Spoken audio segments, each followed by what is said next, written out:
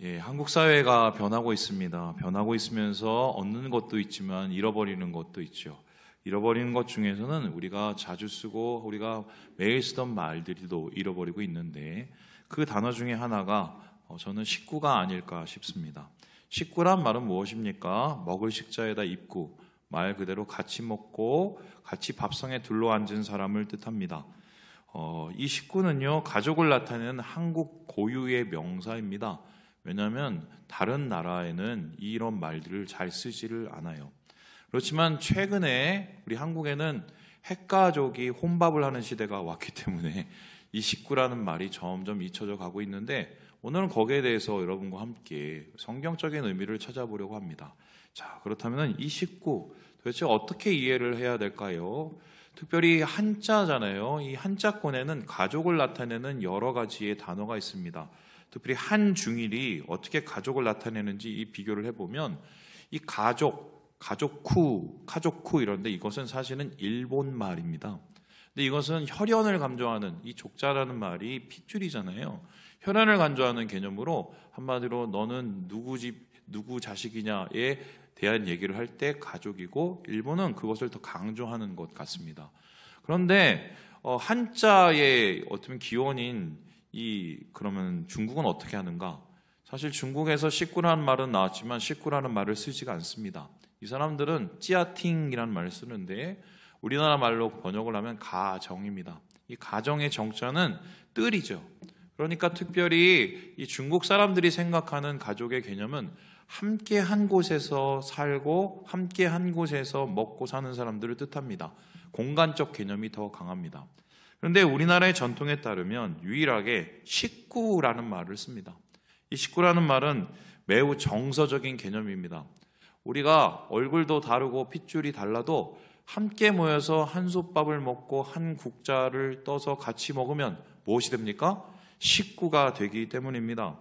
그래서 이 식구라는 단어는 한국 전통에 대대로 일어나오는 아주 좋은 단어인데 이것이 점점 잊혀져 가고 있는 거죠. 그렇다면은 이런 가족 개념 성경하고는 어떻게 맞닿아 있을까요? 이 성경에도 바이트라는 단어와 오이코스라는 단어가 있습니다.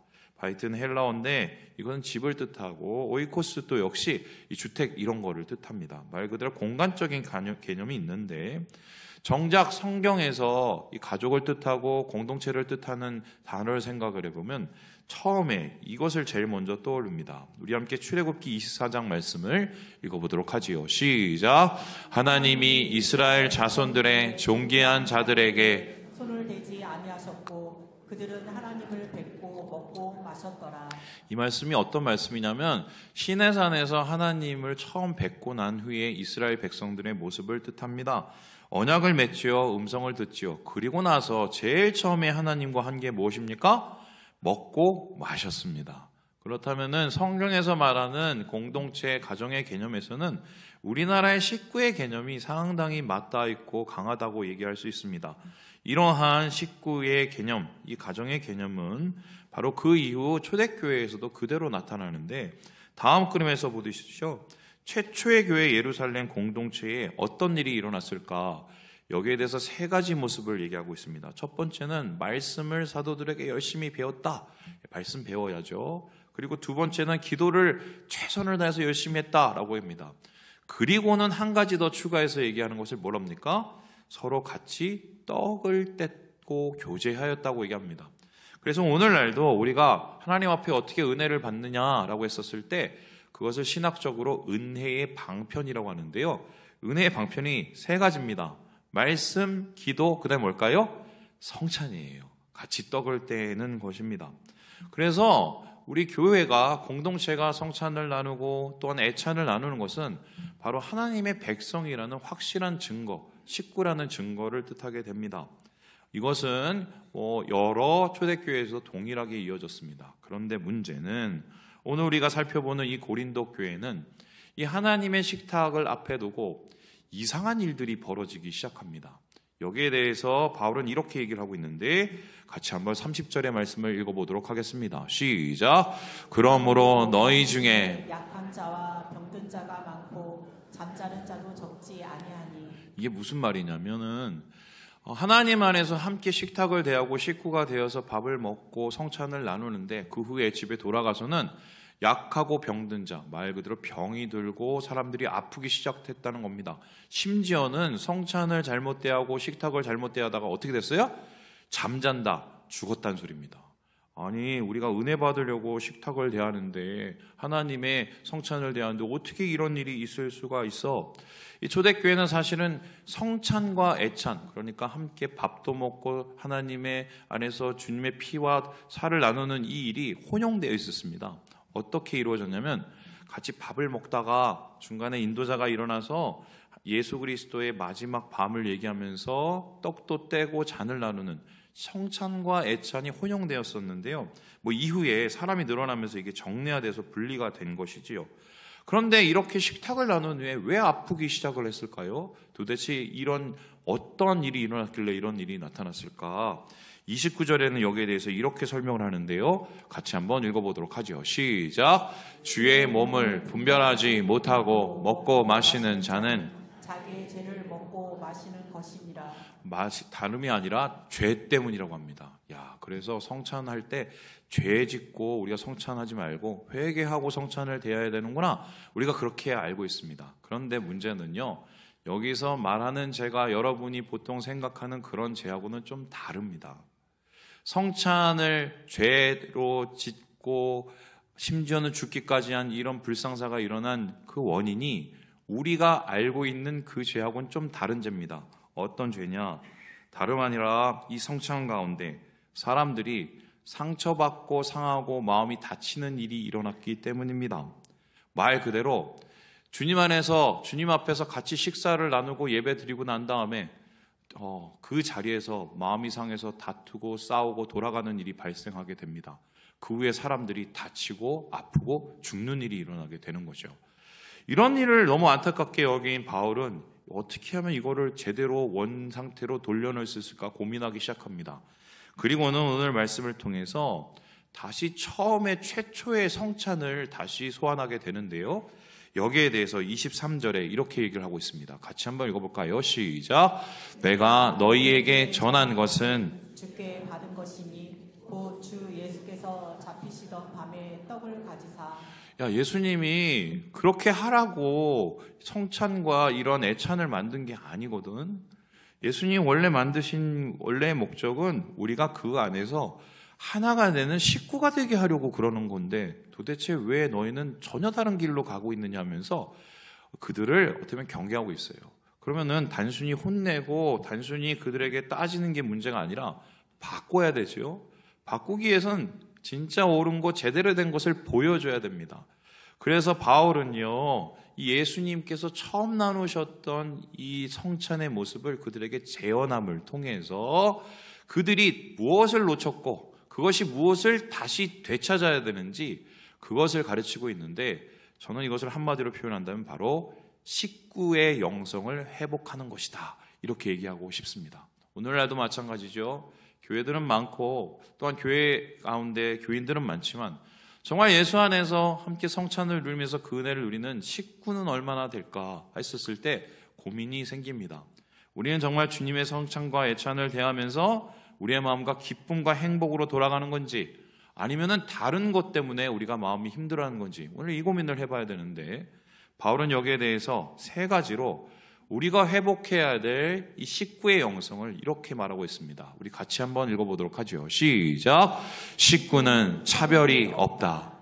바울이 말하는 식구, 하나님의 가족이 먹고 마시는 그 식탁 안에는 차별이 없다고 얘기를 합니다. 여러분, 세상의 식탁은 반대죠? 차별이 있습니다. 최근에 젊은 친구들 대상으로 막 열풍까지 일어나는 여러 가지 현상 중에 하나가 파인 다이닝이라는 게 있습니다. 이게 한 번 먹으면 몇십만 원짜리인데 제가 아는 어떤 목사님은 교인들하고 식사할 때 25만 원 이상 아니면 안 먹는다는 얘기를 들었습니다. 저는 2,500원짜리도 잘 먹고요. 근데 예전에 제가 한 분이 이 정도까지는 아는데 파인다이닝 비슷한 거를 예전 교회에서 사주신 분이 있으셨어요. 근데 제가 그거 먹고 너무 거북해갖고 집에 가서 체했습니다. 왜냐면 이게 너무 불편해요. 저는 그거 안 맞아요. 근데 이러한 세상은 식탁을 통해서 차별을 갖고 그것을 통해서 다른 만족을 얻으려고 하지만 예수 안에서의 식탁은 그렇지가 않다는 것입니다. 그러면 이들한테 도대체 어떤 일이 일어났을까? 22절의 말씀을 같이 한번 읽어보도록 하겠습니다. 시작. 너희가 먹고 마실 집이 없느냐? 너희가 하나님의 교회를 없이 여기고 빈궁한 자들을 부끄럽게 하느냐? 내가 너희에게 무슨 말을 하랴? 너희를 칭찬하랴? 이것으로 칭찬하지 않노라. 주님의 식탁을 나누면서 이분들이 마음 가운데 어떻게 해요? 크게 상처를 입어요. 어떻게 상처를 했습니까? 부자가 빈자를 상함을 주는 일이 발생합니다. 도대체 왜 이런 일이 일어났을까?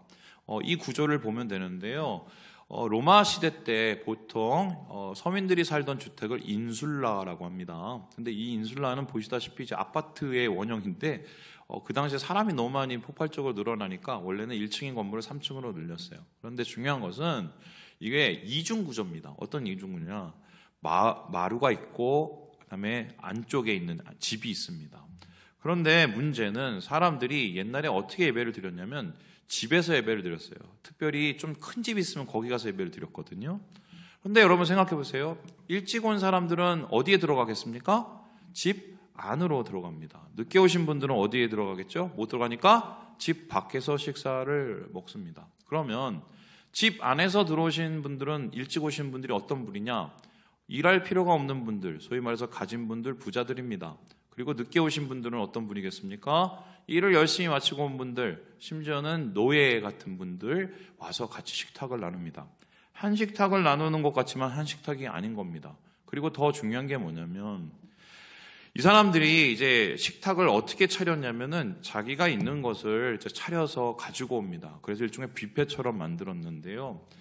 그래서 이 식탁은 원래 예수님께서 생각하시기에는 긍휼을 나누는 곳, 그리고 일종의 빈자들을 그 배를 채우는 곳이었어요. 왜냐하면은 많이 있는 사람들이 많이 준비해서 귀한 것을 준비해서 좀 부족한 사람들을 채워주는 유무상통의 원칙이 적용되는 식탁이었습니다. 그런데 어떤 일이 일어났느냐? 다시 집을 보여주시죠. 안쪽에 들어온 사람들은 먼저 와서 자기가 차려놓은 것을 다 처먹습니다. 그리고는 나중에 늦게 들어온 사람은 어떻게 됩니까? 집안에도 들어가지 못하고 바깥에서 떨면서 부스러기를 먹었어요. 여러분 이거 먹고 행복했을까요? 이미 예배도 드리기 전에 이 공동체는 끝나버린 겁니다. 그래서 예수님께서는 여기에 대해서 뭐라고 얘기했었냐? 예수님의 비난받는 별명이 있었어요. 아니 죄인과 세리의 친구. 하루는 마태의 집에 들어가서 식사를 하는데 바리새인들이 쫓아와서 예수님을 힐난했습니다. 아니 왜 우리랑 밥 안 먹고 이런 말도 안 되는 인간하고 밥을 먹어? 죄인이잖아, 세리잖아. 그랬더니 예수님이 이에 대해서 뭐라고 얘기하셨느냐? 마태복음 9장에 이렇게 말씀하시는데 같이 한번 읽어보죠. 시작. 너희는 가서 내가 긍휼을 원하고 제사를 원하지 아니하노라. 하신 뜻이 무엇인지 배우라. 나는 의인을 부르러 온 것이 아니요 죄인을 부르러 왔노라 하시니라. 예수님께서 원하는 식탁은 하나님 안에서 함께 식구가 되는 것은 차별이 없어요. 있는 사람은 있는 것으로 나눠서 긍휼을 나타내고 없는 사람은 감사하고 그들 가운데서 더욱더 하나 되는 말 그대로 천상의 식탁이었습니다. 그런데 고린도 교회는 그게 완전히 무너지게 됩니다. 차별이 생기죠. 세상의 식탁과 다름없는 그런 식탁, 상처 주는 식탁이 돼버립니다. 이것을 예수님께서는 거절하시고요. 식탁에는 평등해야 된다고 얘기합니다. 예전에 제가 가르쳤던 청년이 있었습니다. 그 청년이 우리나라에서 제일 좋은 학교를 다녔습니다. 어느 날 그 청년이 저한테 와서 심각하게 저녁에 찾아와서 질문을 했습니다. 물어볼 게 있다고. 그래서 왜 그러냐 그랬더니 막 이런저런 애들 얘기를 막 하는 거예요. 목사님 얘는 어떻고 쟤는 어떻고 뭐는 어떻고. 그래서 네가 하고 싶은 말이 뭐니 그랬더니 수준이 안 맞아서 못 다니겠다는 거예요. 그러냐? 그러면 어떻게 하고 싶냐 했더니 수준이 되는 데를 가고 싶답니다. 그래서 수준이 되는 데가 어딘지 저한테 물어봤더니 무슨 4대 문안에 있는 되게 유명한 교회인데 거기는 자기하고 같이 학교 다니는 좀 되는 애들이 다 모여서 그쪽에 자기가 가는 게 맞겠다고 얘기했습니다. 그래서 제가 뭐라고 그랬는지 아십니까? 교회를 가지 말고 동창회를 가라고 그랬습니다. 왜냐하면 그거는 교회가 아니에요. 교회는 차별이 있을 수 없습니다. 주님 안에서 우리 모두가 한 형제고 한 자매이기 때문이에요. 은혜로 먹고 사는 사람들이기 때문이에요. 그래서 이 고린도 교회에 다시 하나님 안에서 차별이 없는 평등한 식탁을 회복해야 된다고 이 식구를 정의하고 있는 것입니다. 두 번째로 그렇다면 바울이 전하고 있는 식구란 무엇일까요? 같이 한번 읽어보도록 하겠습니다. 시작. 식구는 분열이 없다. 차별이 없는 평등한 식탁을 하나님께서 말씀하시고 바울을 통해서 두 번째 말씀인 분열이 없는 식탁을 얘기하고 있는데요. 도대체 그렇다면은 이 안에 어떤 일이 일어났을까? 우리 같이 한번 11장 19절 20절 말씀을 읽어보도록 하지요. 시작. 너희 중에 파당이 있어야 너희 중에 옳다 인정함을 받는 자들이 나타나게 되리라. 그런즉 너희가 함께 모여서 주의 만찬을 먹을 수 없으니. 한마디로 이들 가운데 이 식탁은요, 세상의 식탁과 마찬가지로 파당이 일어나고 있다고 합니다. 파당이 뭘까요? 그 파당이라는 단어가 다음과 같은데요, 하이레시스입니다. 이것을 뭐 학파라고도 하고 당파라고 하도 그룹이라고 하지만 이거의 유래가 되었던 어원이 뭐냐면요, 하이레오마입니다. 근데 이 뜻이 뭐냐? 선택하다입니다. 그렇다면은 이 고린도 교회에 어떤 일이 일어나냐? 본인이 선택한 사람하고만 밥을 먹었습니다. 그래서 본인이 선택을 한 사람하고 밥을 먹으면 어떻게 해요? 그 사람끼리는 좋은데 그 선택을 받지 못하는 다른 사람들 어떻습니까? 기분이 더러워지는 겁니다. 그래서 이러한 모습이 과연 하나님께서 원하시는 모습이냐는 겁니다. 이거는 상당히 착각하고 있는 거죠.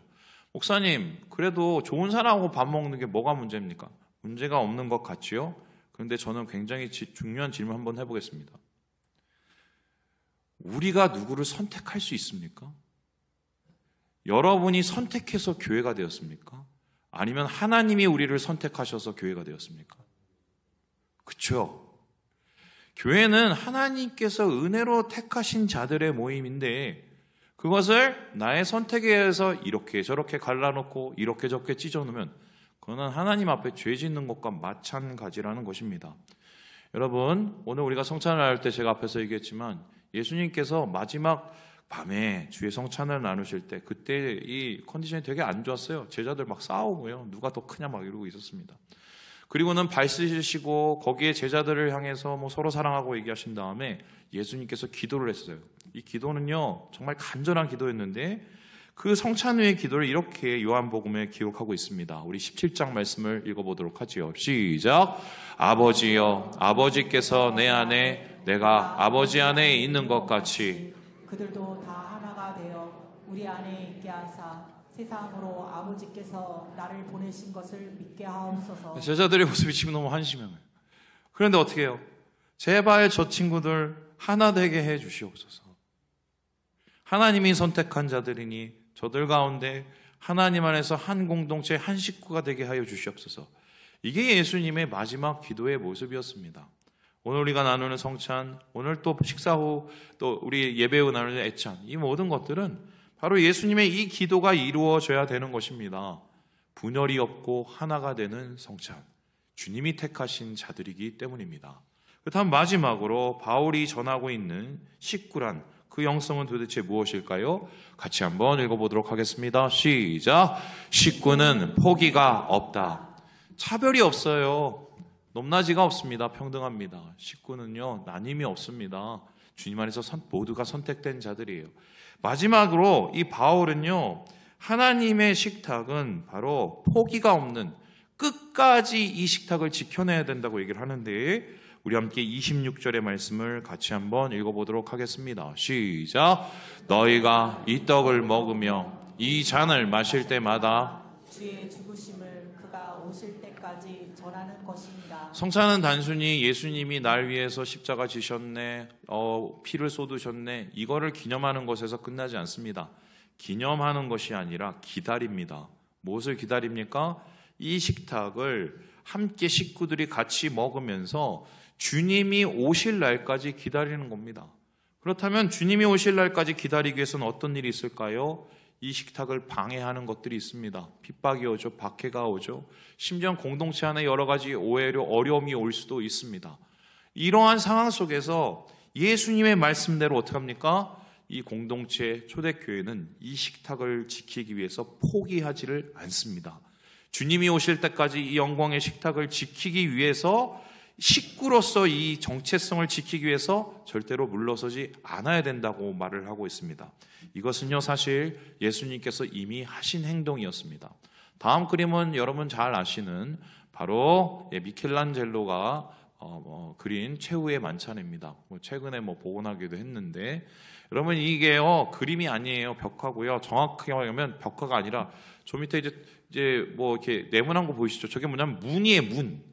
이게 뭐냐면요, 수도원 식당에 위에다가 그려놓은 겁니다. 그런데 이게 인류 역사의 가장 위대한 그림 중 하나가 돼버린 거죠. 근데 저는 이 그림을 보면서 과연 수도사들이 밥을 먹으면서 행복했을까 기뻤을까 굉장히 부담스러웠을 것 같습니다. 왜 그런가? 이 그림엔 예수님이 중간에 있고 12제자가 나와 있는데 예수님의 우편에 있는 사람 때문에 그렇습니다. 이것을 조금 더 자세하게 보면 다음과 같습니다. 보여주시죠. 여러분 저기에서 뭘 쥐고 있고 그 앞에 쏟아져 있는 저 한 사람을 봅니다. 저 사람이 누굴까요? 가롯 유다입니다. 가롯 유다를 특별히 미켈란젤로가 저런 모습으로 그리고 있는 이유가 뭡니까? 저기 쥐고 있는 게 뭐예요? 예수님 판 은 30냥이겠죠. 그리고 저기 쏟아진 것은 뭡니까? 소금입니다. 소금은 바로 언약을 뜻하는데 영원한 언약을 바로 가룟 유다가 버렸기 때문에, 깨버렸기 때문에 그것을 상징하기 위해서 이런 여러 가지 물건들을 배치해 놓은 거라고 볼 수가 있겠습니다. 예수님께서는 그러면 이렇게 마지막 식탁을 했을 때 가룟 유다가 자기를 팔 것을 아셨을까요? 몰랐을까요? 아셨지요. 그리고 자기와 맺은 그 언약을 송두리째 버릴 것을 이미 아셨습니다. 그런데 예수님께서 어떻게 하셨을까요? 내 이놈, 내가 다 알고 있다. 내 죄를 다 말하지 않으려나. 이렇게 얘기 안 하죠. 오히려 예수님께서는 그에 대해서 이렇게 얘기를 하시는데요. 우리 함께 23절 마태복음 26장 읽어보겠습니다. 시작.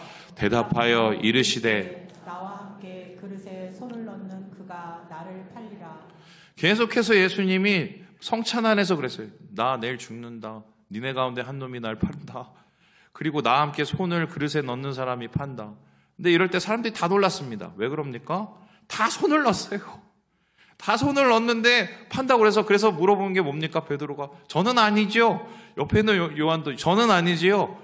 거기에서 말하라고 가만히 있는 사람이 누구죠? 가룟 유다였습니다. 그러면은 왜 예수님께서 이런 행동을 하셨을까? 면박 주기 위해서, 그걸 멈추게 하기 위해서? 저는 그렇게 생각하는데요. 끝까지 포기하기 싫었던 거예요.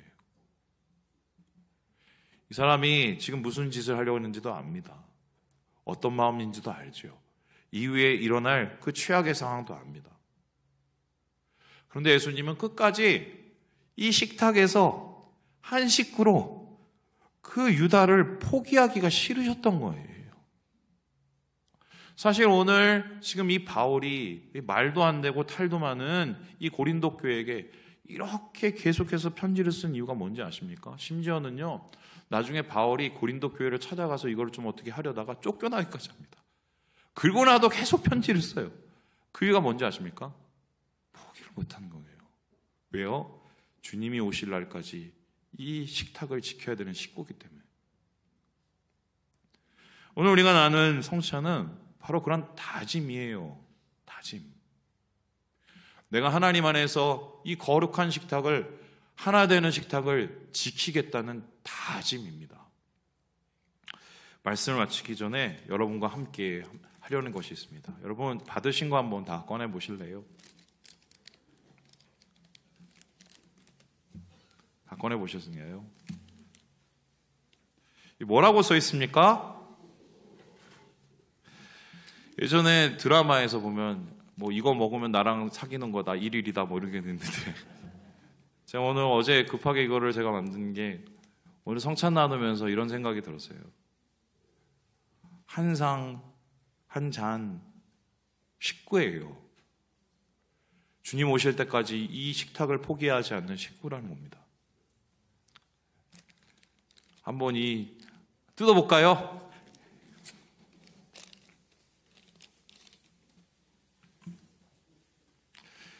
뜯었으면 오늘부터 19일입니다. 할렐루야. 한번 다 들어보시죠. 포기하지 마세요. 포기하지 마세요. 우리 옆 형제 한번 얘기해 보겠습니다. 포기하지 마세요. 포기하지 마세요.